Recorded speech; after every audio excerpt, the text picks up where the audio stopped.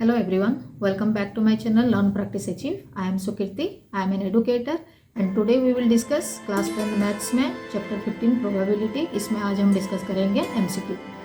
Probability मेरे हिसाब से 10th क्लास का सिलेबस में सबसे ईजीएस्ट चैप्टर है, लेकिन ईजी बोल के हमें छोड़ना नहीं है। इसमें आज ये प्रोबेबिलिटी में मैं आपको कुछ टिप्स और ट्रिक्स भी बताऊँगी, उसको फॉलो करते हुए हम सारा MCQ क्वेश्चन सॉल्व करेंगे। ठीक है, सो लेट्स स्टार्ट। शुरू करते हैं क्वेश्चन नंबर 1 से। प्रोबेबिलिटी के बारे में कौन सा स्टेटमेंट ट्रू नहीं है, तो पहले स्टेटमेंट देख लेते हैं। The probability of an impossible event is 0। Probability can be greater than 0 and less than 1। Probability can not be greater than 1 and none of the above. तो हमें अभी फाइंड आउट करना है इसमें जितने भी स्टेटमेंट दिया हुआ है वो स्टेटमेंट में से कौन सा स्टेटमेंट करेक्ट नहीं है। तो पहले फाइंड आउट करते हैं कि प्रोबेबिलिटी है क्या। The probability of any event is neither exceed 1 nor can it be negative। मतलब प्रोबेबिलिटी का जो वैल्यू होता है वो 0 और 1 के बीच में होता है। 0 से अगर नीचे हो जाएगा तो नेगेटिव हो जाएगा, तो इसीलिए प्रोबेबिलिटी का वैल्यू 0 से नीचे नहीं है या 1 से ऊपर भी नहीं है। तो यहाँ पे अगर हम फाइंड आउट करते हैं तो this is the correct one. Okay, so ये जो 4 स्टेटमेंट दिया हुआ है, first one probability of an impossible event is 0, ये भी ट्रू है। Probability can be greater than 0 and less than 1, ये भी ठीक है। And probability can not be greater than 1, ये भी ठीक है। तो ऑप्शन हो गया नॉन ऑफ द एबव। ठीक है, then question number 2। In a class 45% of students study English. 45% English study करते हैं, 30% स्टडी करते हैं मैथ्स एंड 15% स्टडी करते हैं बोथ इंग्लिश एंड मैथ्स।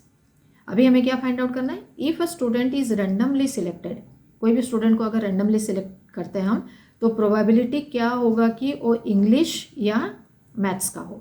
ठीक है, तो ऑप्शन देख लेते हैं। 1/5, 3/5, 2/5 and 2/7। Okay, then 45% student they study English. तो प्रोबेबिलिटी ऑफ इंग्लिश क्या हो जाएगा 40/100, क्योंकि परसेंटेज में गिवन है। तो 45 और 100 होगा, अगर हम कैंसिल करते हैं देन वी विल गेट 9/20। ठीक है, in the same way 30% student study maths. तो प्रोबेबिलिटी ऑफ मैथ्स क्या हो जाएगा 30/100। Again when we will cancel we will get 6/20। इसको और हम छोटा कर सकते हैं लेकिन नहीं करेंगे, क्योंकि यहाँ पे 20 और 20 गिवन है, तो फर्दर कैलकुलेशन में वो हमें इजी हो जाएगा। ठीक है, थर्ड है 15% study both English and maths. तो इसका परसेंटेज हम निकालते हैं probability 15/100 that is equal to 3/20। तो देखो यहाँ पे भी 20 आ गया। Now we will calculate the probability of the student who study English और मैथ्स। तो प्रोबेबिलिटी निकालने के लिए क्या करेंगे हम, जो फर्स्ट 2 प्रोबेबिलिटी था जिसमें कि इंग्लिश और मैथ स्टडी हुआ था उसको पहले हम ऐड करेंगे, और जो लास्ट वाला ऑप्शन था ये उसको हम माइनस करेंगे। ठीक है, तो 9/20 और 6/20 दोनों को ऐड करेंगे, उसमें से माइनस करेंगे 3/20 को। तो क्या हो जाएगा 12/20। 12/20 को आप कैंसिल कर सकते हो, 4 3 जा एंड 4 5 जा। Okay, so your answer is 3/5। So what is your option? Option is B. Then question number 3. 4 dice are shown simultaneously. What will be the probability that all of them have same face? 4 dice को throw किया गया और उसमें हमें find out करना है कि उसका प्रोबेबिलिटी क्या होगा कि जो 4 डाइस है उनमें सब में सेम फेस शो करेगा। ठीक है, तो ऑप्शन देखो 1/6, 1/36, 1/216 and none of the above. तो पहले फाइंड आउट करते हैं क्या है प्रोबेबिलिटी। ये सारा डाइस आप देखो, सारे डाइस में फेस जो है वो सेम फेस है। ठीक है, तो the total number of possibilities जो होगा, पॉसिबल इवेंट्स होगा, वो कितना होगा 6⁴ that is equal to 1296। Okay, तो 6⁴ हमें कहाँ से मिला, एक साइड जो है डाइस जो है उसका एक डाइस में कितने फेसेस हैं 6 फेसेस। ओके, और जो इसका नंबर ऑफ डाइस है, नंबर ऑफ डाइस हो गया 4। Clear, so that is why the total number of possible event जो है वो है 1296। क्लियर, अभी हमें फाइंड आउट करना है the required event. Required event में हमें क्या चाहिए, सबका सेम फेस चाहिए। तो अगर 6 डाइस हैं और सब में अगर सेम फेस है तो क्या हो सकता है उसका 1 4 टाइम्स आ सकता है, 2 3 4 5 एंड 6 सारे 4 4 टाइम्स आ सकते हैं। मतलब सारे डाइस में एक एक बार सेम नंबर आना चाहिए। ओके, तो कितने सारे टोटल इवेंट्स हो गए, टोटल इवेंट्स जो हमें रिक्वायर्ड था वो हो गया 6। ठीक है, तो अभी हम निकालेंगे प्रोबेबिलिटी। प्रोबेबिलिटी निकालने के लिए हमें क्या करना पड़ेगा, जो total number of possible events ये आ जाएगा डिनोमिनेटर में, और ये जो हमने निकाला है जो रिक्वायर्ड इवेंट्स हैं वो आ जाएगा न्यूमरेटर में। तो 6/1296 हो गया। जब हम इसको कैंसिल करेंगे तो ये आ जाएगा 1/216। ठीक है, so this is your answer, that is option C. Clear? Now next one is question number 4। Using the digit 1 2 3 4 5, ये 5 डिजिट गिवन है। ठीक है, and a number having 5 digit is formed, ये 5 डिजिट को लेके 5 डिजिट नंबर बनाने हैं जिनमें कि कोई रिपीटेशन नहीं होना चाहिए। Clear? What is the probability that the number is divisible by 4? बहुत सारे चीज़ें, तो स्टेप बाय स्टेप जाएंगे। तो ऑप्शन हो गया 1/5, 2/5, 3/5 एंड 5/6। तो पहले फाइंड आउट करते हैं कि जो नंबर डिविजिबल बाय 4 है उसके लिए क्या रूल एप्लीकेबल होता है। तो नंबर 4 से जो डिविजिबल होगा उसका जो लास्ट 2 डिजिट होगा, जो जूनियर क्लासेस में आप ऑलरेडी स्टडी कर चुके हो कि जो डिविजिबिलिटी टेस्ट ऑफ 4 होता है, कोई भी नंबर का लास्ट 2 डिजिट अगर 4 से डिविजिबल हुआ, the whole number will divisible by 4। ठीक है, तो यहाँ पे लास्ट 2 डिजिट अगर हम फॉर्मेशन करेंगे ये 5 डिजिट को लेके, तो लास्ट 2 डिजिट का ऑप्शन क्या क्या हो सकता है? 12, 24, 32 और 52। इसके अलावा और कोई नंबर 4 से डिविजिबल नहीं होगा। क्लियर? अभी फाइंड आउट करते हैं the number formed using the remaining digit. हमें 5 डिजिट का नंबर बनाना है। ठीक है, और यहाँ पे हम जो बनाए हैं नंबर वो सिर्फ लास्ट 2 डिजिट के बारे में हमने कंसिडर किया हो। ठीक है, तो 5 डिजिट नंबर बनाने के लिए और कितने रह गए? 3 डिजिट नंबर और रह गए। ठीक है, तो वो 3 डिजिट नंबर जो रिमेनिंग 3 डिजिट नंबर होगा वो कितना फॉर्म हो सकता है? 6 फॉर्म हो सकता है। क्लियर? सो अभी हम फाइंड आउट करेंगे कि पहले तो हम 4 नंबर फाइंड आउट कर सकते थे जो कि 4 से डिविजिबल होता था। बाकी 3 नंबर उसके साथ अगर हम ऐड करते हैं और 5 डिजिट नंबर बनाते हैं तो और कितने नंबर बन जाएंगे? और 6 नंबर बन जाएंगे। ओके, तो टोटल नंबर जो होगा, the number which is divisible by 4 कितना हो जाएगा? 6 into 24, 6 into 4 that is equal to 24। Clear? अभी हमें क्या करना है? नंबर ऐसा बनाना है जिसमें कि कोई भी डिजिट जो है वो डिजिट रिपीट नहीं होगा उसमें। Okay, so total digit in a number कितना है? 5 है। टोटल नंबर हम कितना बना सकते हैं? 24 बना सकते हैं। तो कितने सारे नंबर हम अभी फ्रेम कर सकते हैं with this? The total 5 digit number formed is equal to 24 into 5 that is equal to 120। समझ में आया? 5 डिजिट नंबर हम कितना बना सकते हैं? 120 बना सकते हैं। अभी हमें फाइंड आउट करना है प्रोबेबिलिटी। प्रोबेबिलिटी कैसे फाइंड आउट करेंगे? टोटल नंबर जो था which is divisible by 4 that is equal to 24, यहाँ पे हमने फाइंड आउट करा था, और total number of digit which is having 5 digit. Okay, so वो हम फाइंड आउट कर सकते हैं 120। तो 24/120, 1 and 5। सो प्रोबेबिलिटी क्या हो गया? 1/5। सो this is option A. Clear? Now question number 5। A number is selected at random from first 50 natural number. Okay, and the probability getting a common multiple of 3 and 4 is dash or what?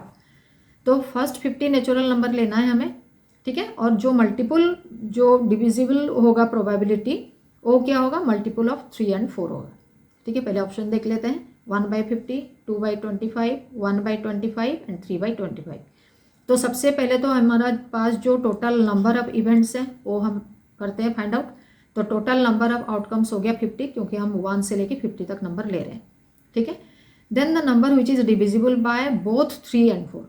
कौन सा number ऐसा है जो कि 3 and 4 दोनों से divisible होता है? इसका मतलब हो गया 3 और 4 को अगर हम मल्टीप्लाई कर देंगे तो हो जाएगा नंबर जो कि 3 और 4 दोनों से डिविजिबल हो सकता है। Okay, so the required number of events कितना हो जाएगा? जो कि कॉमन मल्टीपल ऑफ 3 and 4 हो जाएगा, और इन बिटवीन 50 रहेगा वो। So that is equal to 12, 24, 36 and 48। ये कैसे आया? क्योंकि 3 और 4 का कॉमन मल्टीपल 12 है, तो हम क्या करेंगे? अभी 12 का जो टेबल है, 12 का टेबल हम नोट डाउन करेंगे। लेकिन कहाँ तक नोट डाउन करेंगे? 50 तक, क्योंकि हमें 50 नेचुरल नंबर है। तो यहाँ पे हमारा इसीलिए टोटल नंबर ऑफ जो रिक्वायर्ड इवेंट है दैट इज इक्वल टू 4। ठीक है, अभी फाइंड आउट करते हैं probability of getting a common multiple that is of 3 and 4 equal to 4 और टोटल नंबर था 50, सो 4/50 कर दिया तो 2/25.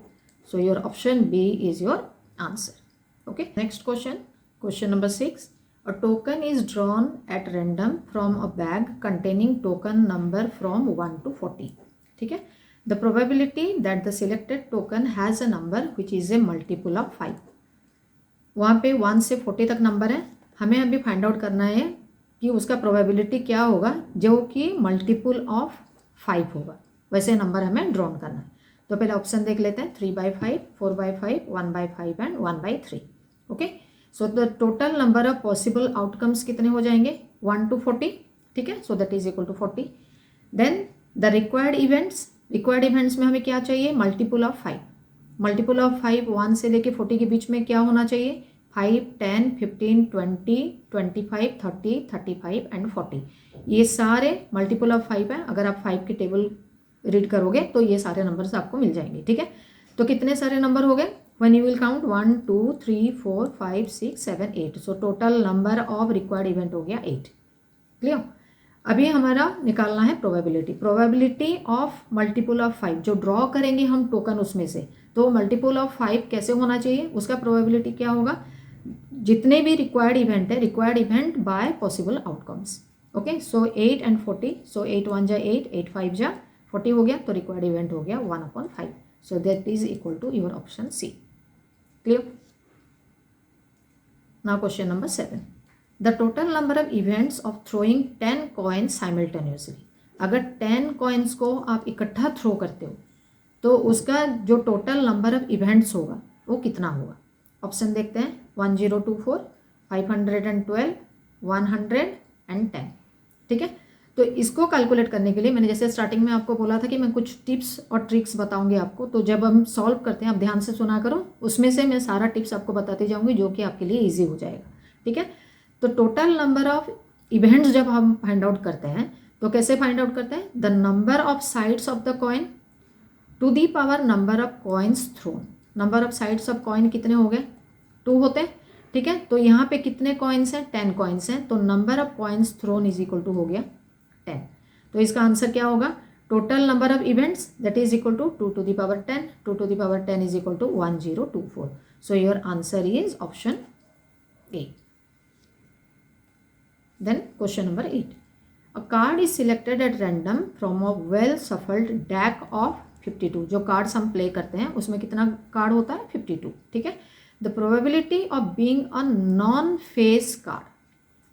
अगर आप कार्ड प्ले करे हो तो उसमें आपने ज़रूर देखा होगा उसमें 4 सेट्स ऑफ कार्ड होते हैं और उसमें से हर एक सेट में 3 कार्ड्स ऐसे होते हैं जिसमें फेस बना होता है जैसे किंग क्वीन जैक वगैरह. ओके, तो उसमें से हमें फाइंड आउट करना है the probability of its being non face card. Face वाला कार्ड नहीं निकालना.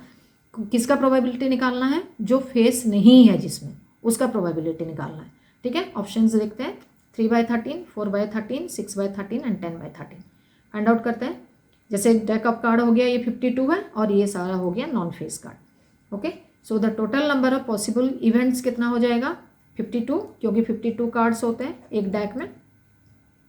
उसके बाद नंबर ऑफ फेस कार्ड्स कितना है 12 क्योंकि मैंने अभी बताया कि जो कार्ड का सेट होता है उसमें 4 सेट्स ऑफ कार्ड होते हैं और उसमें एक एक सेट में 3 होते हैं. तो total number of face card कितना हो गया 3 into 4 that is equal to 12.